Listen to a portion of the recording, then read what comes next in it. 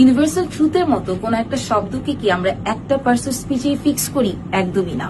সেন্টেন্সের পজিশন অনুযায়ী parts of speech কিন্তু চেঞ্জ হয়ে যায়। যেমন খুব কমন একটা শব্দ হচ্ছে ওয়াটার। আমি যদি আপনাকে জিজ্ঞেস করি বলেন তো এটা কোন পার্টস অফ স্পিচ, আপনি ডেফিনেটলি আমাকে বলবেন এটা একটা নাউন।